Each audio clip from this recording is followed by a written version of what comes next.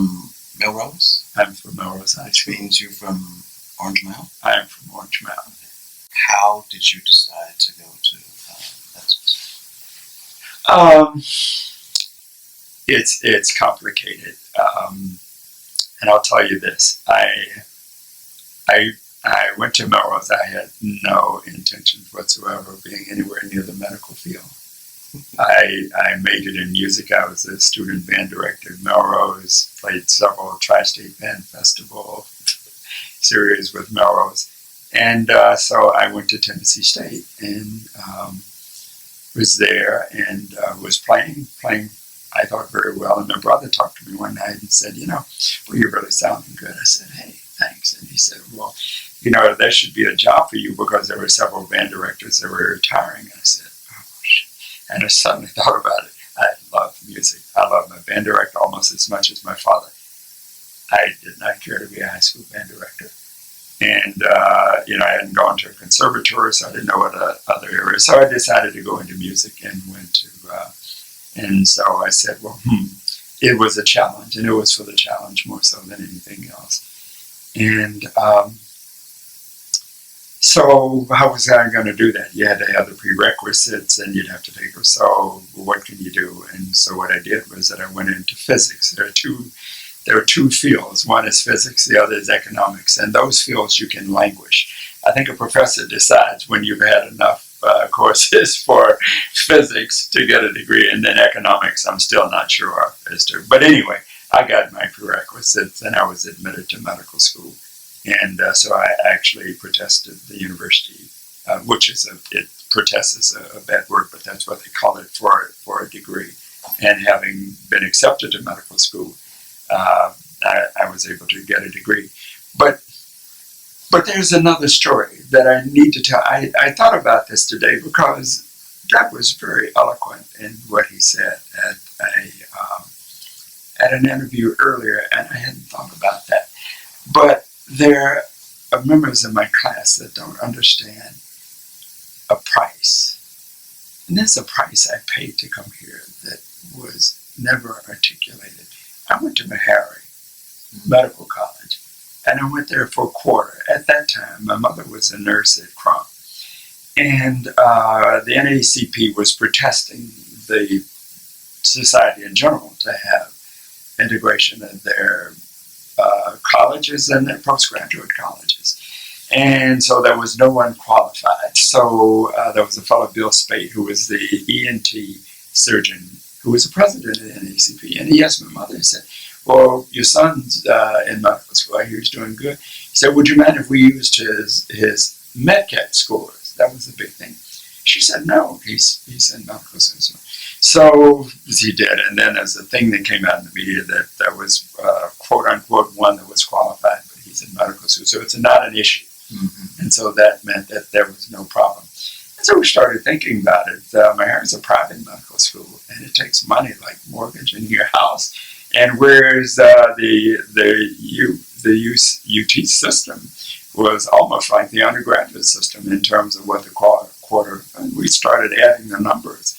And so the numbers came out that UT was the better place to be. So I went to the dean at Meharry and I said, well, I've got this tremendous opportunity. And he said, well, what's that? I said, well, I've got the opportunity to go to the University of Tennessee. He said, well, that's the worst thing you can do. I'm all of about maybe 20 or something like that. And I said, well, what do you mean? He said, that's the worst possible thing you can do. I said, well, why? He said, well, if you go there, number one, they're going to flunk you out. I said, well, I'll have to deal with that. I was number 2 in my class there. And he said, if you go there, it may be that you'll pass. And then so we have one doctor who's passed. But there's a possibility. There's a thing called the Southern Regional Foundation Fund, which is where the government would give Meharry support. This is the Jim Crow laws of suffer but equal. So each state, and there were only 2, it was Meharry and Howard, but there were no other states that had access for a black to go to medical school. So as a result, all the southern states would get Southern Regional Foundation funds to support their student into Meharry. So he said, we have the possibility of losing that, and then we lose lots and lots and lots of doctors. And you don't want to be responsible for that. So it was interesting. Actually, I did very well my first 2 quarters and thought I had done well. And so I actually asked someone in administration that, I thought I'd done pretty well, but I wasn't on the dean's list. And he said, well, you've had an unfair advantage. I'm saying, what do you mean unfair advantage? He said, well, you've had some of the anatomy and physiology that the others haven't had while you were in Meharry. And I said, okay, but you said they weren't accredited, and so I couldn't use those as great. No, but that would be unfair. So the 3rd quarter, I made the dean's list here. It was just, and I'm sure Doug was never aware of that, but that was it. So it was, so there were more risks than just the risks of physical harm or abuse or whatever in the college. And, but again, my life has been a challenge, and so it was a challenge in one end. But with all of that going on, to find someone to just sort of have rapport, and Doug was that person. And we lived in our own little community. There was a guy, you will remember, Sam Barnes, who was sort of the team leader. There was a direct chief of externs and who had signed out. Our job was we did histories and physicals. And what was it, every 3rd night or something like that? Yes, when you got to be sort of the leader, it could be every 5th night, and you do the calls at night or whatever. But we had a tremendous experience of doing the pre-surgical assessments and so forth, and and starting IVs. We just did stuff that our peers. What's that? Drawing blood. Yes. Starting IVs. I mean, we were getting. It was sort of a lot of an OJT. It was sort of like on the job training that we had, and it had to make us better clinicians than our colleagues who didn't have access to it. Theirs was still in the theoretical, and ours was the practical. I mean, we had our own laboratory at the E.H. Croft Hospital.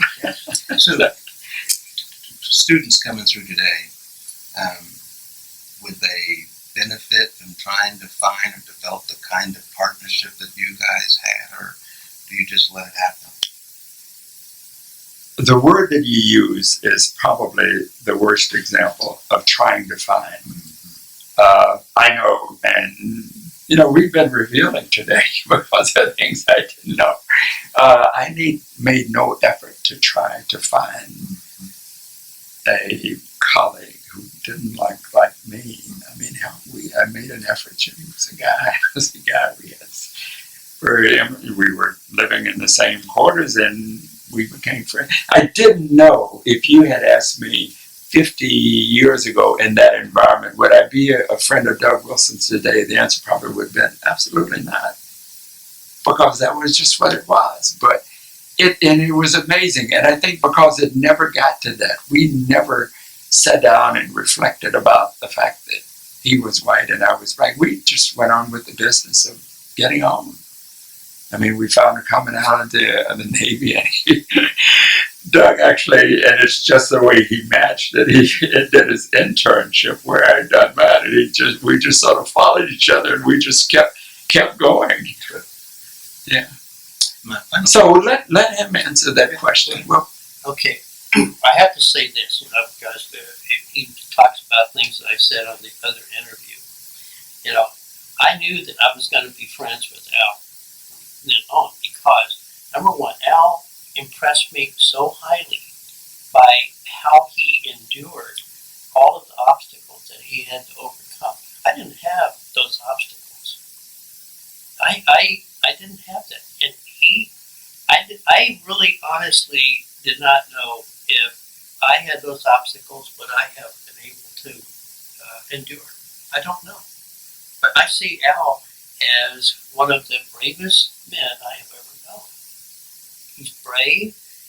He is exceedingly bright. He should have been in Alpha Omega Alpha, but that was another thing that unfortunately did not happen with you, because you surely were at the top of your class.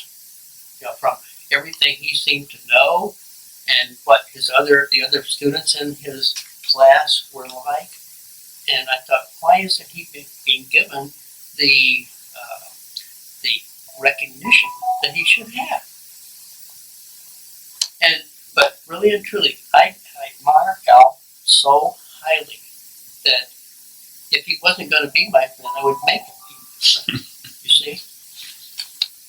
So what I'm hearing here is it's a friendship. It's a relationship. It has stood the test of time, and in its own way, it's a golden situation, right? Yes. Oh, absolutely. Yeah. Okay.